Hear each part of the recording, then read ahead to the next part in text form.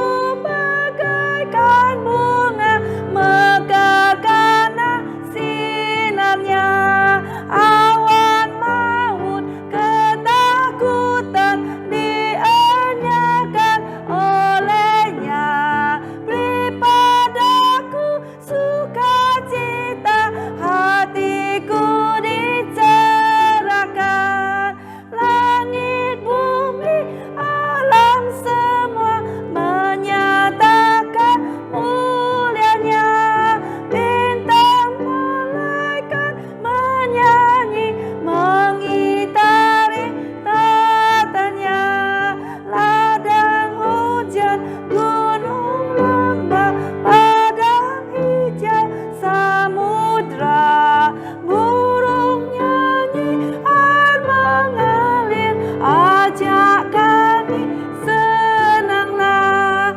Sumber berkat, pohon rahmat, anugerahnya kekalah.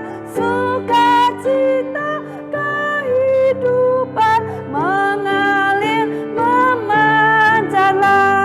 Anak Tuhan bersaudara, hidup dalam kasih-Nya. Kita saling mengasihi dalam suka yang bakar. Bintang fajar memuji Dia, dan manusia berpadu dengan kasih yang memerintah. Kita dipersatukan, ku bernyanyi tak berhenti, mengalahkan musuhku. Biur yang membawaku dalam kidung yang menang. Mari kita berdoa. Bapa Surgawi, kami mengucap syukur, terima kasih pada Engkau ya Tuhan. Hari ini kami boleh bersuka cita, memuji dan membesarkan nama-Mu. Terima kasih Tuhan untuk udara yang panas, untuk matahari yang terik Tuhan yang Kau berikan pada kami. Terima kasih Tuhan untuk kami semua boleh memuji dan memuliakan nama-Mu. Dan juga terima kasih kami Tuhan boleh menyembah Engkau Tuhan yang kudus. Terpuji nama Engkau ya Tuhan, berkati kami pada hari ini yang beribadah kepadamu. Hanya di dalam nama Tuhan Yesus kami berdoa. Amin. Hormat diberi bagi Bapa, Anak, dan Roh Kudus, dari mula sampai sekarang dan seterusnya, termulia. Amin. Amin. Dipersilakan duduk dengan hormat. Kembali saat ini kita akan memuji Tuhan. Saudara sekalian, mari kita akan memuji Tuhan nomor 25. Allah Maha Kuasa, Come Thou Almighty King.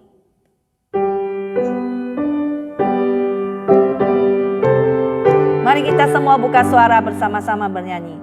Allah Maha Kuasa, umat-Mu tolonglah memuji-Mu. Bapa yang mulia, Raja yang berkuasa, kami sujud sembah kepadamu. Kedua, firman yang menjelma, mohon dengarkanlah. Ku berseru, sabda-Mu jadilah, Roh-Mu penuhilah. Tuhan berkatilah jemaat-Mu. Ketiga, ya Allah Roh Kudus, mantapkan saksi-Mu sekarang ini. Perintah hati ini taat kepadamu, jadikan kehendak-Mu pada kami. Keempat, Allah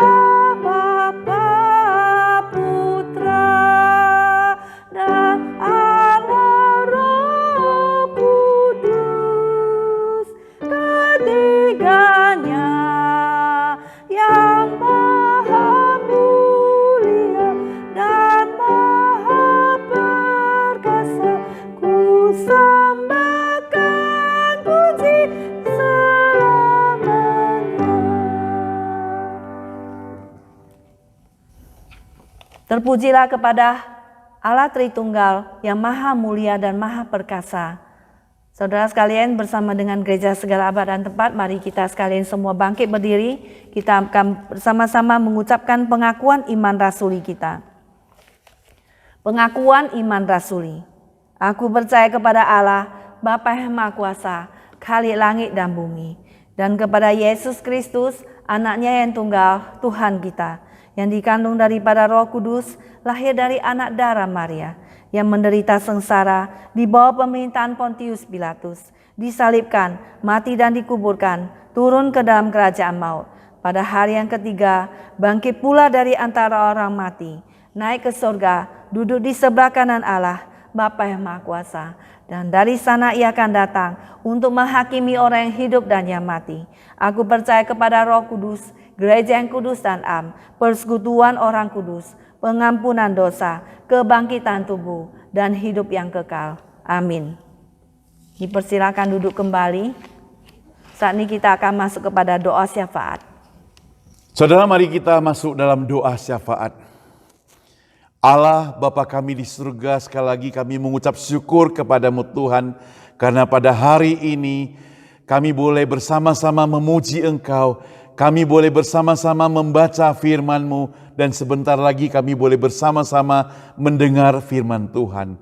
Bapa kami di surga, kami bersyukur untuk gereja yang Engkau sediakan buat kami. Engkau senantiasa memelihara kami, Engkau tidak pernah meninggalkan kami, Engkau memberikan hamba Tuhan untuk kami boleh bersama-sama belajar firman Tuhan, walaupun kami tidak boleh bertemu muka dengan muka, wajah dengan wajah, tetapi Tuhan di dalam kejauhan ini, melalui internet, melalui rumah kami masing-masing, kami boleh menyembah, kami boleh memuliakan nama Engkau. Berkati kami semua Tuhan. Terima kasih kepadamu Tuhan. Bapa kami di surga, kami juga tidak lupa berdoa untuk setiap kami Tuhan, agar diberikan tubuh yang sehat. Tuhan memberkati pekerjaan kami, Tuhan memberkati segala usaha, kegiatan kami. Kalau ada rencana-rencana ke depan kami, Tuhan tidak pernah tinggalkan kami. Di antara kami mungkin sedang mencari pekerjaan Tuhan, Engkau berikan pekerjaan kepada kami Tuhan. Di antara kami Tuhan mungkin keluar kota, Engkau lindungi perjalanan mereka. Di antara kami mungkin sedang mengurus surat-surat imigrasi, oh Tuhan, tolonglah kami Tuhan bersabar menunggu, menanti agar semuanya boleh beres tepat pada waktunya.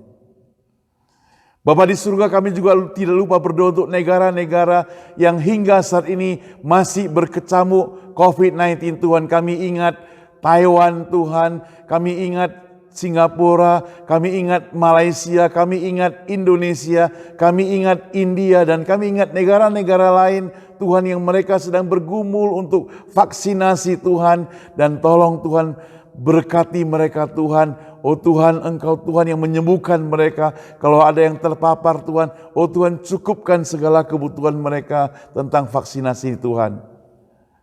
Khusus kami berdoa untuk negara Amerika Tuhan, kami doakan untuk persiapan-persiapan kami untuk masuk di dalam kegiatan-kegiatan kembali. Dan Tuhan, biar kami juga tetap boleh menjaga kesehatan.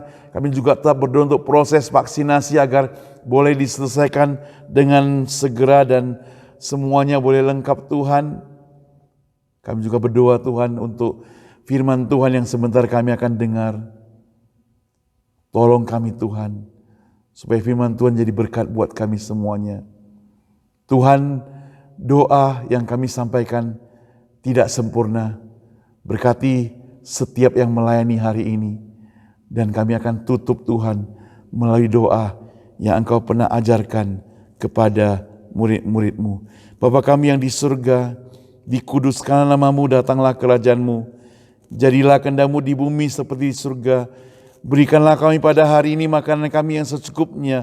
Dan ampunilah kami akan kesalahan kami seperti kami juga mengampuni orang yang bersalah pada kami. Dan janganlah bawa kami ke dalam pencobaan, tetapi lepaskanlah kami pada yang jahat. Karena Engkau yang punya kerajaan dan kuasa dan kemuliaan sampai selama-lamanya. Amin. Sebelum kita mendengarkan firman Tuhan, saudara, mari kita persiapkan hati kita dengan menyanyikan lagu 248. Kehendak-Mu, oh genapkanlah. Have thine own way, Lord.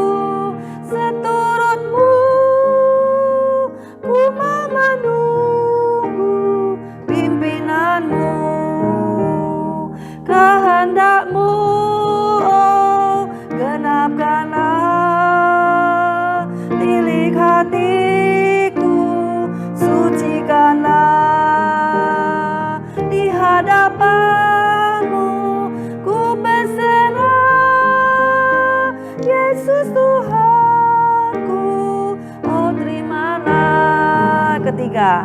Kehendak-Mu, oh, genapkanlah. Tolonglah aku yang berbeban. Dengan kuasa-Mu ku bersandar, ku diselamatkan, ku ditebus. Kehendak-Mu, oh, genapkanlah. Pimpinlah aku seturut-Mu, penuhi aku dengan Roh-Mu, tinggallah selalu di hatiku. Kehendak Tuhan genapkanlah. Saudara, mari kita tenangkan hati kita sejenak, mendengarkan firman Tuhan yang disampaikan oleh hamba-Nya, Pendeta Saumi Mansaut. Kami persilakan.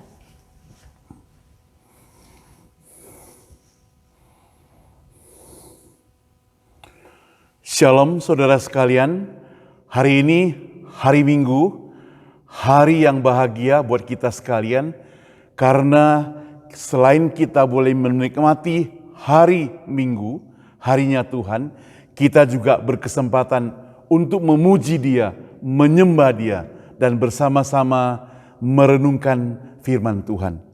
Nah saudara, hari ini kita akan sama-sama membaca Alkitab kita di dalam Perjanjian Lama. Saya ambil di dalam kitab Yosua.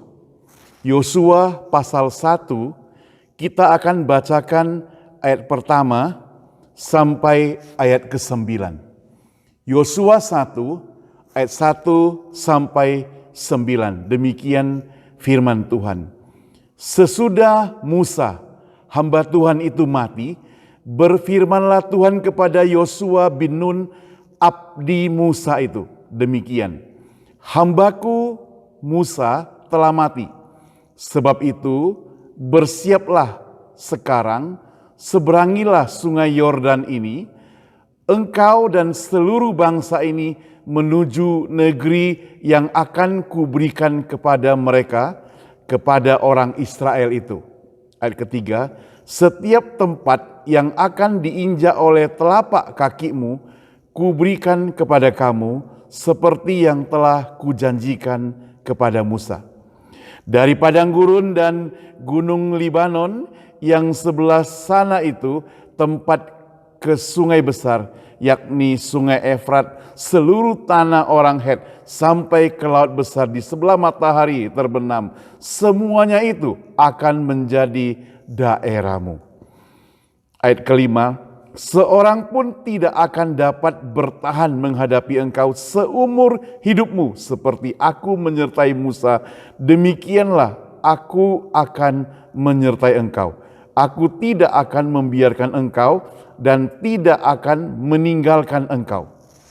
Ayat ke-6, kuatkan dan teguhkanlah hatimu, sebab engkaulah yang akan memimpin bangsa ini memiliki negeri yang kujanjikan dengan bersumpah kepada nenek moyang mereka untuk diberikan kepada mereka.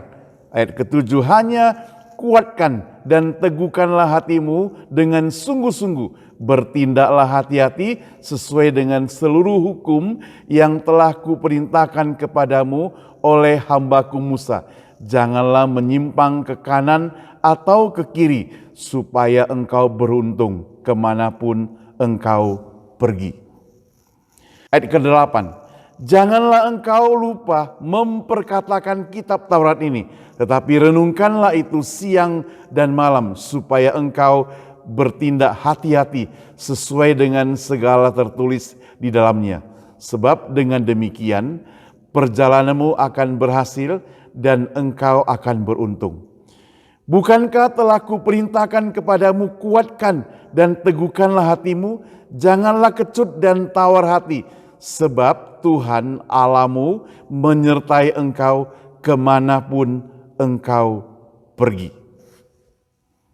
Demikian firman Tuhan kita baca sampai ayat ke-9. Kita lanjutkan saudara ayat yang ke-18. Ayat ke-18. Setiap orang yang menentang perintahmu dan tidak mendengarkan perkataanmu, apapun yang kuperintahkan kepadanya, dia akan dihukum mati. Hanya kuatkan dan teguhkanlah hatimu. Mari kita masuk dalam doa. Bapa yang di surga, kami bersyukur kepadamu Tuhan. Karena pada hari ini kembali kami boleh bersama-sama mempelajari firman-Mu Tuhan. Kami sudah membaca firman-Mu, pakailah hamba-Mu, segala yang dipersiapkan pada hari ini boleh menjadi berkat buat kami semuanya. Kiranya firman Tuhan yang kami dengar pada hari ini sungguh boleh menjadi kekuatan buat setiap kami, menjadi teguran buat setiap kami, dan menjadi pedoman hidup kami setiap hari. Di dalam nama Tuhan Yesus kami semua berdoa. Amin. Nah saudara, saya memberikan firman Tuhan pada hari ini, ketekunan, ketaatan, dan intelijensia dari seorang pemimpin atau seorang pengikut Kristus. Kita baca di dalam kitab Yosua. Yosua itu adalah seorang pemimpin. Dia itu pengganti Musa.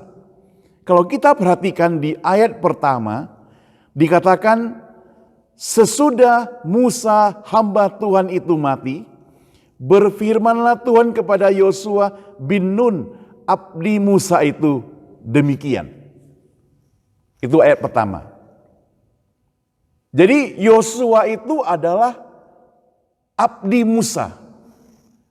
Dan sesudah Musa mati, maka ada firman Tuhan kepada Yosua. Apa isinya saudara? Ayat kedua mengatakan, hambaku Musa telah mati, sebab itu bersiaplah sekarang, seberangilah sungai Yordan ini, engkau dan seluruh bangsa ini menuju negeri yang akan kuberikan kepada mereka, kepada orang Israel itu. Jadi walaupun pemimpin mereka Musa sudah mati, pekerjaan Tuhan tidak akan berhenti. Ingat saudara, prinsip ini berlaku sampai hari ini. Pemimpin sudah tidak ada lagi, maka sekarang abdi Musa yang bernama Joshua. Rupanya Joshua itu adalah hamba daripada Musa ini, yang artinya dia mendengar perintah dari Musa. Apa yang diperintahkan oleh Musa, dia harus kerjakan. Karena dia adalah seorang abdi Musa. Tapi sekarang Musa sudah tidak bersama-sama mereka lagi. Musa sudah mati. Maka dia akan mendengarkan suara Allah. Suara Tuhan. Itulah Yosua. Nah, apa yang bisa kita pelajari dari Yosua sehingga dia itu menjadi karakter seorang pemimpin, atau juga diterjemahkan sebagai seorang percaya yang berhasil? Nah, saudara, yang pertama yang kita perlu mengingat di sini adalah bagaimana ketekunan, keimanan daripada Yosua ini. Saya sebut sebagai diligence daripada Joshua. Alkitab mencatat ada perintah Tuhan kepada dia sampai berulang-ulang kali. Apa itu saudara? Kalau kita perhatikan ayat kelima, di situ dikatakan, kuatkan dan teguhkanlah hatimu. Muncul lagi di ayat yang ketujuh, hanya kuatkan dan teguhkanlah hatimu dengan sungguh-sungguh. Kemudian juga di ayat 9 muncul lagi, bukankah telah kuperintahkan kepadamu, kuatkan dan teguhkanlah hatimu. Tidak cukup itu saudara, di ayat 18 muncul lagi di bagian terakhir, hanya kuatkan dan teguhkanlah hatimu. Nah, keberhasilan daripada Joshua ini adalah kuatkan dan teguhkanlah hatimu. Maka firman Tuhan kepada dia adalah, jangan engkau menoleh ke kanan maupun ke kiri. Jangan bimbang, tetapi kuatkan dan teguhkan hatimu. Saudara, sebagai seorang pengganti Musa, tanda kutip sebagai seorang pengganti, biasanya pengganti itu selalu dibanding-bandingkan dengan pemimpin yang terdahulu. Mereka akan membandingkan pekerjaannya, mereka akan membandingkan keberhasilannya, mereka akan membandingkan bagaimana rencananya, bagaimana hasil kerja nyatanya. Saudara perhatikan seperti Gubernur DKI Jakarta hari ini, saudara. Bagi saudara yang tinggal di Indonesia, orang-orang membandingkan hasil kerjanya dengan pemimpin yang terdahulu. Apa yang dia rencanakan? Apa yang dia janjikan? Apakah itu semua berhasil? Apakah itu masuk akal? Semua itu dibanding-bandingkan, saudara. Jadi Yosua juga mengalami hal demikian. Apalagi saudara, pada minggu-minggu lalu kita sudah sebutkan bahwa orang Israel itu adalah orang yang bandel. Terjemahan Alkitab itu, orang Israel itu adalah orang yang tegar tengkuk, yang suka protes, suka melawan. Jadi kepada Joshua juga menghadapi orang-orang yang demikian. Tapi syukur sekali saudara. Kenapa saya katakan syukur sekali? Karena Joshua itu mengikut Musa. Dia sudah melihat apa yang terjadi. Dia sudah menyaksikan dengan mata kepala sendiri. Bagaimana orang Israel dipimpin oleh Musa keluar dari Mesir. Dia sudah melihat bagaimana terjadi pemberontakan-pemberontakan. Dia sudah merasakan. Itu sebabnya maka pengganti Musa ini yang bernama Joshua ini, dia cukup pengalaman. Ya, dia sudah memiliki pengalaman terhadap semuanya itu. Dan sekarang pemimpin sudah tidak ada. Pada waktu ada Musa, mungkin tanggung jawab pada Joshua itu tidak begitu berat. Karena Musa yang bertanggung jawab. Tetapi sekarang pemimpinnya tidak ada lagi.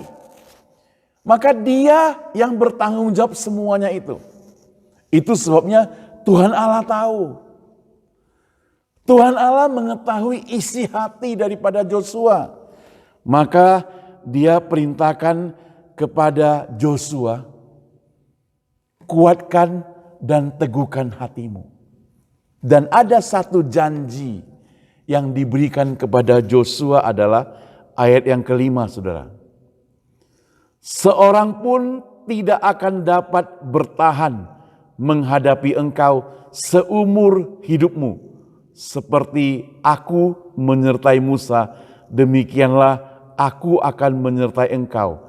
Aku tidak akan membiarkan engkau dan tidak akan meninggalkan engkau. Jadi ada satu janji kepastian bahwa Tuhan Allah yang akan mendampingi, tidak pernah akan tinggalkan Joshua untuk bersama-sama dengan orang Israel ini. Supaya dia berhasil. Kuncinya adalah kuatkan dan teguhkan hati. Itu sebabnya maka Joshua harus berserah sepenuhnya kepada Allah. Nah saudara, ketika Joshua berserah sepenuhnya kepada Allah, bukan berarti kesulitan itu langsung tidak ada. Bukan berarti orang Israel menjadi baik-baik, bukan.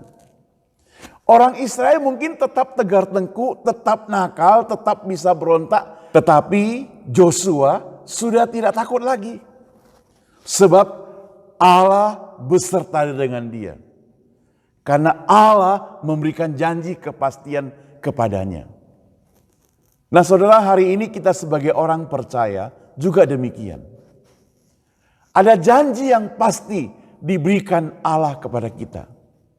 Di dalam surat Ibrani pasal 13 ayat 5b, walaupun konteksnya di sini berbicara tentang Tuhan Allah mencukupkan kita, mencukupkan hal keuangan, mencukupkan seorang hamba terhadap segala kebutuhan, tapi ada satu pesan yang boleh kita garis bawahi. Firman Tuhan berkata, "Aku sekali-kali tidak akan membiarkan engkau, dan aku sekali-kali tidak akan meninggalkan engkau." Artinya apa saudara? Artinya di dalam segala kesulitan permasalahan yang ada, aku sekali-kali tidak pernah tinggalkan engkau. Tetapi harus ada syaratnya. Syaratnya adalah kuatkan dan teguhkan hatimu. Apakah Anda kuat? Apakah Anda teguh? Ini satu pertanyaan buat kita sekalian. Yang kedua, saudara. Saya mencatat di sini, saudara. Yang kedua, selain Joshua itu bertekun, beriman, dia juga taat. Taat akan perintah Tuhan. Ya. Nah, saudara, coba kita perhatikan Yosua pasal 1 ayat 10. Demikian firman Tuhan. Lalu Yosua memberikan perintah kepada pengatur-pengatur pasukan bangsa itu, katanya, "Jalanilah seluruh perkemahan dan perintahkanlah kepada bangsa itu demikian. Sediakanlah bekalmu, sebab dalam 3 hari kamu akan menyeberangi sungai Yordan ini untuk pergi menduduki negeri yang akan diberikan Tuhan Allahmu kepadamu untuk diduduki." Saudara perhatikan di sini, karena Joshua begitu kuat dan teguh hati.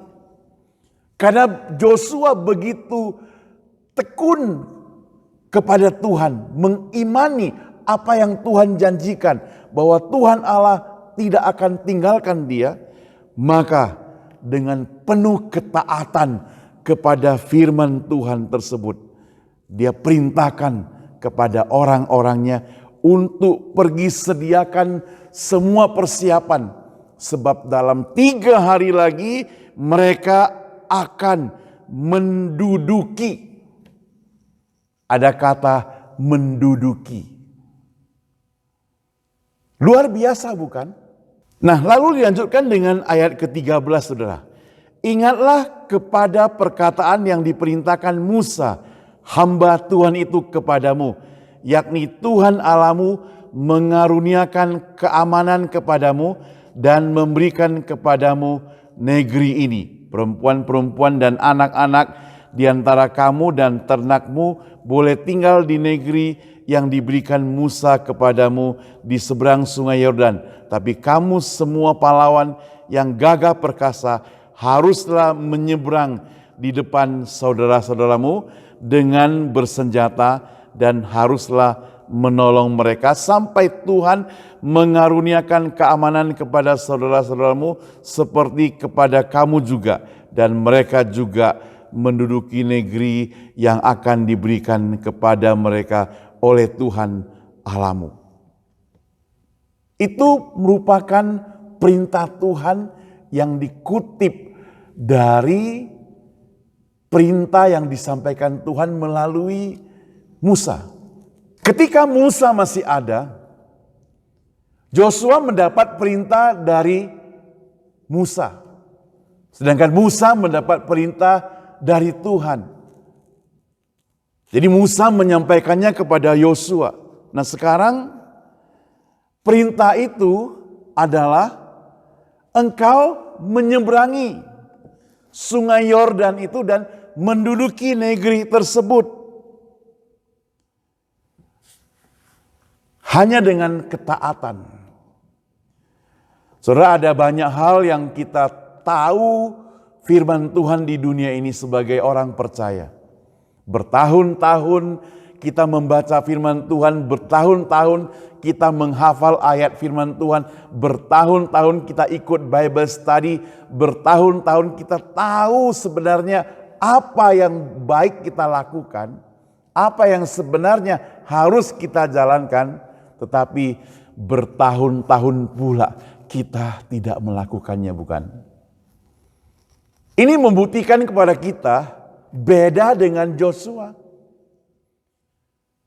Maka kalau kita tidak berhasil, itu wajar. Kata berhasil, saudara, menurut ukuran dunia itu selalu dihubungkan dengan kata sukses yang berupa materi atau uang. Tetapi di dalam Alkitab, saudara, kalau kita perhatikan, kata berhasil, sukses tidak harus berupa uang. Maka di dalam perjanjian baru dikatakan, apa gunanya engkau memiliki segala harta benda, bahkan seluruh dunia engkau miliki, tetapi engkau kehilangan nyawamu. Artinya apa, saudara? Artinya harta kekayaan itu tidak lebih penting daripada keselamatan. Kalau kita perhatikan, ada tokoh lain yang barangkali kita sudah pernah dengar juga, dan saya pernah sampaikan, tokoh Naaman, saudara. Dia adalah seorang panglima, harta bendanya cukup banyak, demi keselamatan, artinya demi kesembuhan dari sakit kustanya, ia rela tanggalkan jabatan dia, tanggalkan harta kekayaannya, pergi ke Israel mencari seorang nabi yang dapat menyembuhkan dia. Walaupun dia harus cemplung-cemplung di sungai Yordan sebanyak 7 kali, dia pun rela lakukan. Asal dia mendapat keselamatan yang daripada Tuhan. Artinya keselamatan itu lebih penting, lebih berharga, lebih diprioritaskan dibandingkan dengan harta kekayaan di dunia ini. Yang menjadi pertanyaan bagi kita sekalian, bagaimana ukuran Anda dari harta kekayaan dan juga keselamatan daripada Tuhan?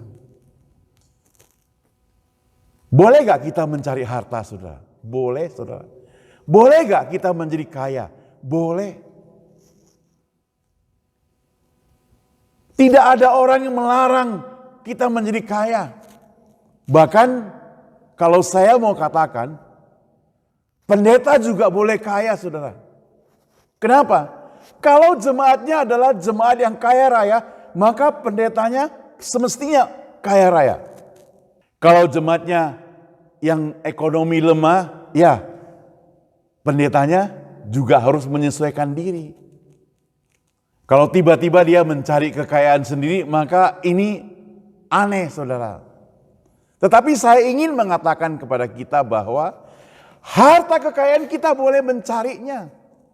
Tetapi ingat bahwa keselamatan daripada Tuhan itu tetap lebih penting daripada harta kekayaan. Dan jangan sesekali menggantikan harta kekayaan itu dengan keselamatan. Harta kekayaan kita tidak dapat membeli keselamatan tersebut. Dan Joshua tahu itu. Sehingga dia menjadi seorang sukses bukan karena harta kekayaan dia. Dia menjadi seorang yang sukses karena ketaatannya, diligence dia. Dan yang kedua karena obedience dia kepada Tuhan. Ada ketekunan, ada ketaatan. Itulah yang membuat Joshua sebagai orang yang berhasil. Nah, saudara yang saya kasih Tuhan, Kita lanjutkan. Yang ketiga, saudara, saya mencatat di sini yang kita mau pelajari dari Yosua adalah selain dia tekun dalam iman, selain dia taat kepada perintah Tuhan, dia juga memiliki intelijensia yang spiritual untuk Tuhan. Intelijensinya yang rohani. Apa yang dimaksud dengan intelijensi, saudara? Yang dimaksud dengan intelijensi itu berasal dari bahasa Inggris yaitu intelligence. Yang berasal dari bahasa Latin yang disebut sebagai intellectus dan intelligentsia. Yang berarti kecerdasan. Jadi Yosua sebagai orang yang taat pada firman Tuhan, tekun kepada Tuhan, dia dikarunia Tuhan itu intelijensi. Jadi intelijensi itu adalah satu kemampuan mental maupun rohani yang melibatkan proses berpikir dan berpikirnya secara rasional untuk menyesuaikan diri kepada situasi atau keadaan yang baru. Ada beberapa pendapat dari ahli psikologi tentang intelijensia ini. Yang pertama dari seorang ahli psikologi Jerman yang bernama William Stern. William Stern mengatakan intelijensi adalah daya menyesuaikan diri dengan keadaan baru dengan menggunakan alat-alat pikir menurut tujuannya. Jadi ada tujuannya. Yang kedua, saudara, menurut seorang ahli psikologi dari Stanford, universitas yang ada di Amerika, saudara, namanya Lewis Terman. Nah, Lewis Terman itu dia berkata demikian. Dia katakan intelijensi itu merupakan kemampuan berpikir secara abstrak. Jadi orang berpikir secara abstrak yang tidak kelihatan, tapi Tuhan memberikan hikmat kepada dia untuk berpikir tentang itu. Sekali lagi bukan mimpi ya, bukan halunisasi, bukan halu, tetapi kemampuan berpikir. Dan seorang yang lain lagi yang bernama James D. Page ya. Dia itu penulis buku yang berjudul Abnormal Psikologi. Dia berkata intelijensia itu adalah ukuran kecerdasan seseorang yang diperoleh dengan membagi umur mental individu dengan umur kronologi.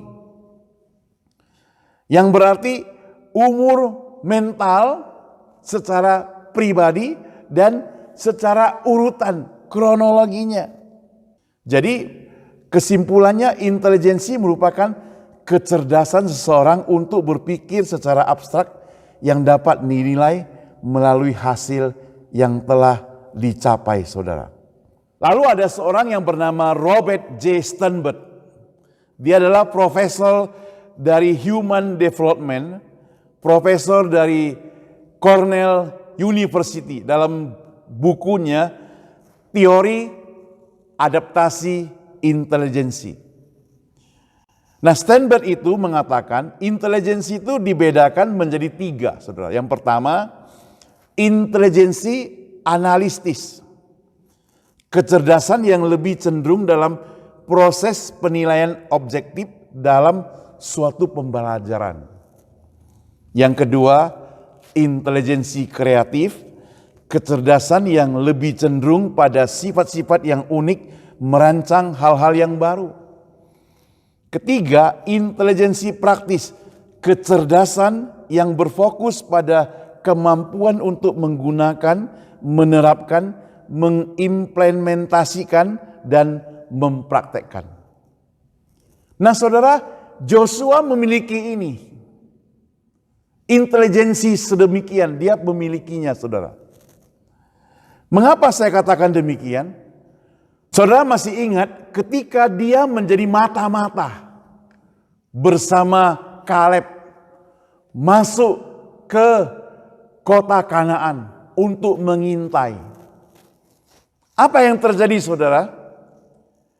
Ke-10 orang pengintai itu pulang membawa hasil yang negatif. Negatif itu berarti keadaan yang kurang baik. Tapi jangan dengan istilah sekarang, saudara. Istilah sekarang kalau negatif itu berarti puji Tuhan. Maksudnya kalau dia periksa COVID-19 negatif itu berarti puji Tuhan. Tapi ke-10 orang pengintai ini pulang membawa berita negatif, itu artinya berita yang tidak bagus, tidak baik, tidak menguntungkan lah. Dia katakan kita sudah mengintai, di dalam kota itu banyak raksasa-raksasa, tubuhnya besar-besar. Rasanya kita gak sanggup melawan. Lalu Joshua dan Kaleb itu mereka mengintai, melihat juga orang yang sama, ada orang-orang besar di sana. Tetapi kita pasti bisa akan menang. Kita pasti menang. Karena Joshua itu mengantongi ketekunan, keimanan, dan juga ketaatan pada firman Tuhan. Dan mengantongi janji daripada Tuhan. Dia dan Kaleb mengatakan kita pasti akan menang. Nah saudara, saya jadi ingat kisah cerita kuno. Ada 2 orang salesman penjual sepatu. Dahulu kala, saudara, sebuah perusahaan sepatu mengirimkan 2 orang salesman ke Afrika untuk mengetahui potensi pasar produk mereka. Seorang salesman dikirim ke pantai timur Afrika dan seorang salesman lagi dikirim ke pantai barat Afrika. Kedua salesman itu menyelesaikan survei mereka dan mencari sasaran untuk menjual produk mereka. Kemudian dia menelpon atau mengirim telegram ke kantor. Salesman yang dikirim ke pantai timur Afrika melaporkan, tidak ada seorang pun di sini yang memakai sepatu. Saya lihat tidak ada pasar di sini untuk bisa kita perjualkan sepatu itu. Sedangkan salesman yang kedua yang dikirim ke pantai barat, dia juga mengirim pesan yang sama.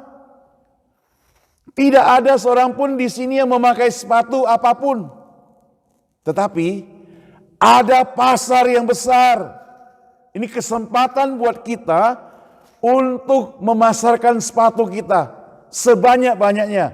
Maka kirim segera sepatu-sepatu tersebut sebanyak-banyaknya ke sini.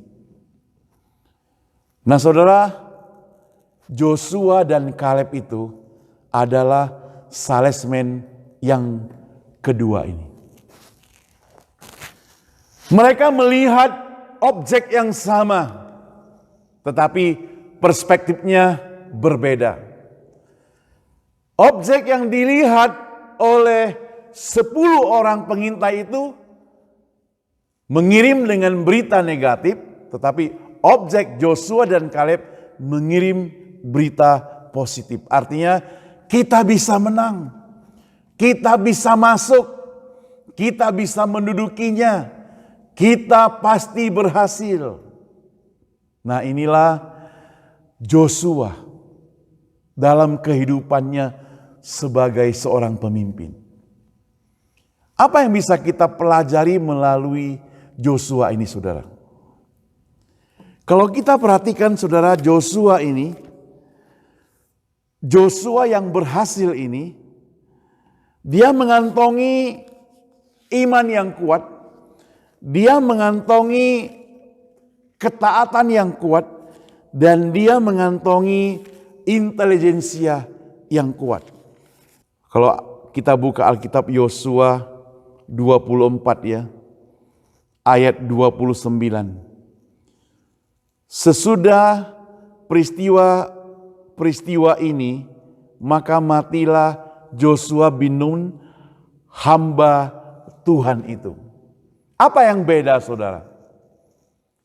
Kalau dari pasal 1 tadi kita lihat, dia adalah abdi Allah. Tetapi sekarang dia sudah menjadi hamba Tuhan. Hamba yang benar-benar dipercayakan oleh Tuhan. Saudara, kita rindu menjadi orang percaya yang demikian, bukan? Seorang hamba yang benar-benar dipercaya oleh Tuhan. Karena apa? Karena kita benar-benar percaya kepada Dia. Karena kita benar-benar taat kepada firman-Nya. Karena kita benar-benar memiliki kerohanian yang baik. Jadi kita bisa dipercaya oleh Tuhan, saudara. Saudara, di dalam doa Joshua, dia selalu mau dekat dengan Tuhan. Coba kita perhatikan. Saya akan baca di bagian terakhir dari firman Tuhan ini, saudara. Kalau kita perhatikan Joshua 24, saudara. Ayat yang ke-15. Ayat yang ke-16. Tetapi jika kamu anggap tidak baik untuk beribadah kepada Tuhan, pilihlah pada hari ini kepada siapa kamu akan beribadah. Allah yang kepadanya nenek moyangmu beribadah di seberang sungai Efrat, atau Allah orang Amori yang negerinya kamu diami ini. Tetapi aku dan seisi rumahku, kami akan beribadah kepada Tuhan. Lalu bangsa itu menjawab, jauhlah daripada kami meninggalkan Tuhan untuk beribadah kepada Allah lain. Nah, saudara, ayat ini muncul dari pidato Joshua, saudara. Joshua itu menyampaikan pidato kepada para pemimpin bangsa itu di pasal 23 dan 24. Dia juga bercerita tentang bagaimana sejarah orang Israel, dimulai dari Abraham, dimulai dari tokoh-tokoh yang lain. Semuanya dia ceritakan. Bagaimana mereka menolak, bagaimana mereka berontak, semuanya juga diceritakan. Tetapi Tuhan Allah itu baik. Tuhan Allah tidak pernah meninggalkan mereka. Makanya Joshua menantang mereka. Jikalau kamu merasa bahwa Allah yang lain itu lebih baik, maka pilihlah. Tetapi aku dan isi keluargaku tetap akan menyembah pada Tuhan. Dan puji Tuhan, saudara, di ayat ke-16, para pengikutnya katakan, jauhilah kami dari meninggalkan Tuhan. Yang artinya mereka juga sama-sama mau ikut Tuhan. Saudara, hari ini saya ingin menyampaikan kepada kita sekalian. Di dunia ini kesulitan tidak akan berhenti. Karena selama kita hidup di dunia, kesulitan pasti ada. Permasalahan pasti adalah. Pergumulan selalu ada. Masalahnya adalah bagaimana kita memandang persoalan itu. Persoalan itu boleh besar. Persoalan itu boleh sulit. Tetapi Allah yang maha besar dapat mengatasinya. Allah yang maha besar dapat menolong kita. Amin, saudara. Kuncinya adalah kita seperti Joshua tetap taat, tetap menguatkan iman kita, tetap teguh. Jangan serong ke kanan ataupun ke kiri. Tetap setia, tetap menyembah kepada Dia. Nah, saudara, saya harap walaupun kita tidak tatap muka secara langsung, sudah 1,5 tahun lebih, face to face, ataupun paling kita bertemu hanya melalui Zoom. Tapi ingatlah saudara, Tuhan Allah tetap menatap engkau. Dia tidak pernah tinggalkan engkau. Dia tetap mendampingi engkau. Dia tetap memelihara engkau. Sehingga kita hanya memegang kunci yang daripada Yosua. Tekun, beriman, taat, dan juga cerdas di dalam kerohanian kita. Mari kita berdoa. Bapa di surga, terima kasih untuk kesempatan hari ini kami belajar firman-Mu. Pakailah kami belajar dari Yosua ini, seorang hamba yang tekun, yang taat, yang memiliki kecerdasan rohani. Sungguh luar biasa Tuhan. Oh Tuhan, kalau selama ini karena kesulitan terjadi, karena masalah terjadi, kami menjadi undur, kami menjadi menjauhi-Mu, kami menjadi melihat ke kanan ataupun ke kiri, ampuni kami Tuhan. Ampuni kami Tuhan karena kami tahu sesungguhnya sesuai dengan firman-Mu, Engkau tidak pernah meninggalkan kami. Sekali lagi Tuhan, berkati setiap jemaat kami Tuhan. Berkati setiap orang yang mengikuti kebaktian hari ini. Berkati pekerjaan mereka, berkati usaha mereka, berkati kesehatan mereka, berkati keluarga mereka. Hanya dalam nama Tuhan Yesus, kiranya semua yang mendengarkan firman Tuhan ini memiliki hidup yang berhasil di dalam Tuhan. Amin. Kita mengucapkan banyak terima kasih kepada hambanya Pendeta Sombi Mansaut yang telah menyampaikan firman Tuhan kepada setiap kita. Biarlah firman Tuhan boleh menjadi pedoman di dalam kehidupan kita sehari-hari dan menjadi sesuatu yang berotoritas di dalam kehidupan kita. Pada saat ini kita akan memberi persembahan kepada Tuhan. Mari kita menyanyikan lagu 380, Bangunkan Kami, Revive Us Again.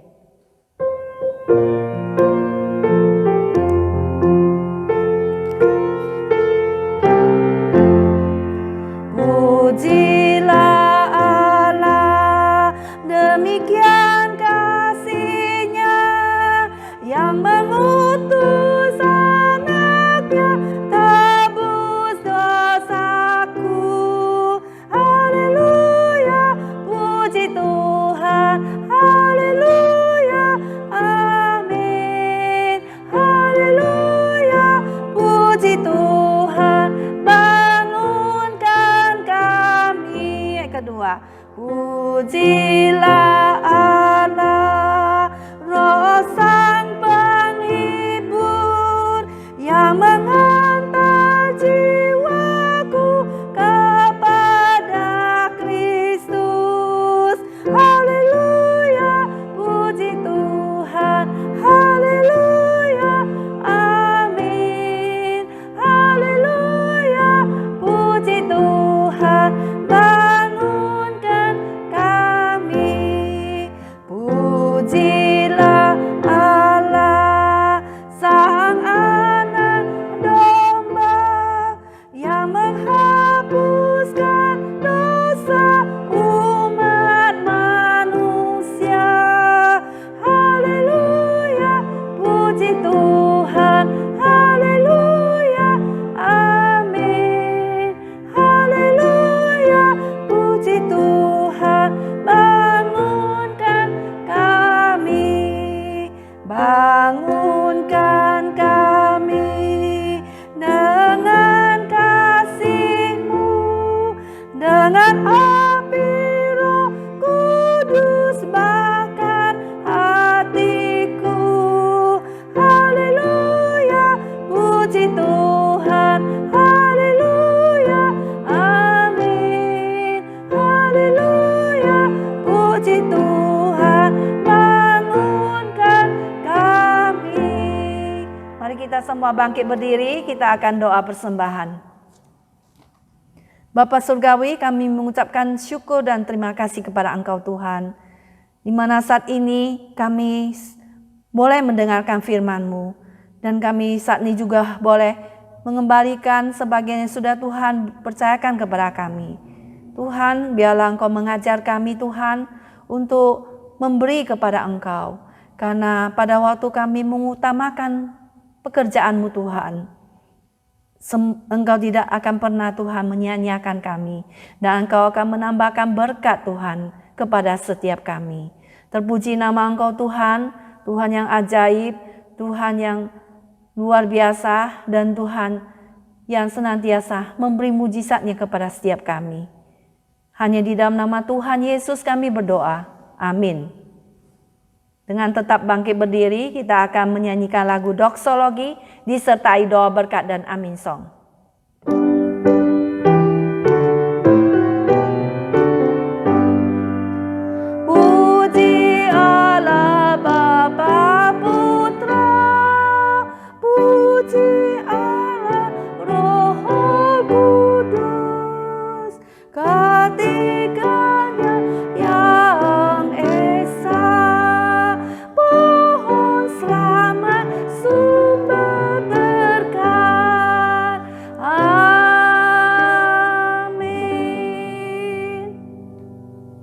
Jemaat sekalian, mari kita terima berkat Tuhan, kasih dari Allah Bapa, anugerah dan keselamatan dari Yesus Kristus, pertolongan dan penghiburan dari Roh Kudus menyertai kita sekalian hari ini, besok, dan sampai selama-lamanya. Amin.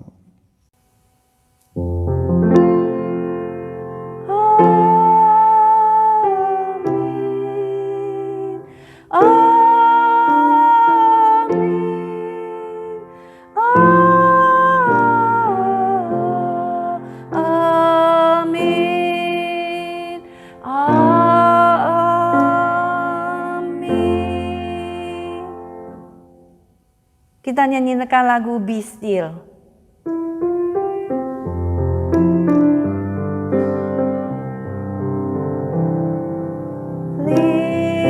Lingkupiku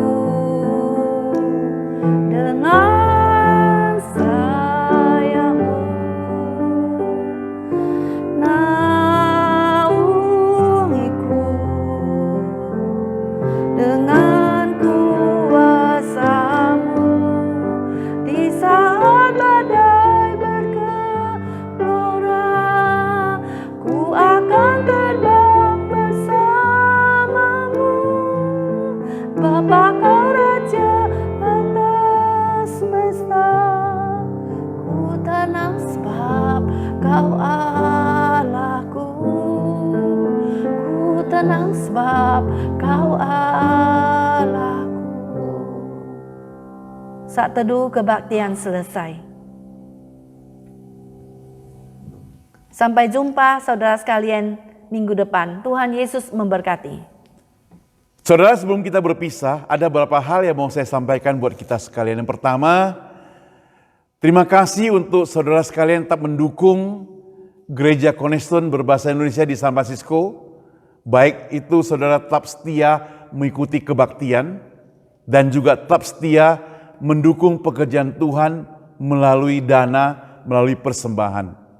Tuhan tidak pernah melupakan Anda dan Tuhan memberkati Anda. Sekali lagi saudara, bagi saudara-saudara yang hendak memberikan persembahan mendukung pekerjaan Tuhan ini, semua informasi ada di bawah ini. Kemudian yang kedua saudara, minggu depan itu adalah Hari Ayah, Hari Bapak, Father's Day. Saya mau undang saudara sekalian bersama-sama untuk mengikuti kebaktian bersama melalui online ini dan undang teman-teman ikut share linknya. Minggu depan kita ada pembicara tamu dari Jakarta, penginjil Andre Tunggal namanya. Nanti sebentar kita akan sampaikan flyernya buat saudara. Nah, tolong share, tolong beritahukan teman-teman ikut acara kita. Hari Ayah pada minggu depan. Dan yang ketiga saudara, mari kita saling mendoakan selalu, ya, khususnya untuk hari Selasa, kita tetap ada Zoom untuk berdoa. Saya harap sebagai jemaat Tuhan yang mengasihi Tuhan, kita harus tetap setia pada Tuhan. taat pada firman Tuhan, selalu dekat pada Tuhan, dan mari kita doa bersama-sama. Kalau selama ini saudara didoakan terus oleh teman-teman yang lain, mari saudara ambil waktu saudara join bersama. Kita boleh sama-sama mendoakan orang lain juga saudara. Jadi bagi teman-teman yang tidak pernah join, ikuti linknya yang ada setiap Selasa jam 7.30. Kita hanya 1 jam saja. Jadi jangan lupa saudara. Sekali lagi saya ingatkan, kita doa bersama. Karena doa itu adalah nafas kehidupan orang percaya. Oke saudara, kita bertemu pada minggu depan. Tuhan memberkati kita sekalian. Sampai ketemu.